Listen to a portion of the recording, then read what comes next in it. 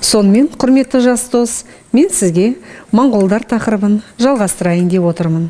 Сіз көріп отырғандай, тақтада моңғол ұлыстары немесе моңғол ұлыстарының құрылуы деген тақырып болады. Көңіліңізді бөле отырыңыз. Моңғол шапқыншылығының Қазақстан жеріне аса бір қатыгездікпен, аса бір қаталдықпен бағындырғандығын мына бір деректерден байқауға болады.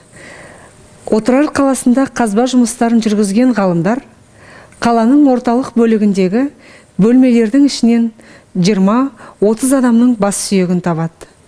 Бір бөлменің ішінен 20-30 адамның бас сүйегінің табылуы Қазақстанның оңтүстігіндегі, әсіресе мынау Сыр өзенінің бойындағы қалаларды бағындыруда моңғолдар аса бір қатыгездік көрсеткендігін байқауға болады. Ал енді моңғолдардың шапқыншылығына дейін Қазақстан жерінде 200-ге жуық елді мекен болатын болса, солардың 20-сы ғана моңғол шапқыншылығынан кейін аман қалады. Сонымен Қазақстан толығымен 1219-1224 жылдар аралығында моңғол империясының құрамына қосылып біткеннен кейін Қазақстан жерінде 3 моңғол ұлысы құрылды.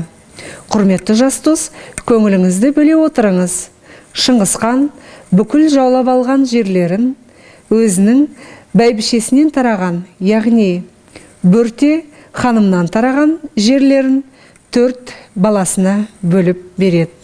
Ол Жоша, Шағатай, Үгедей және Төле.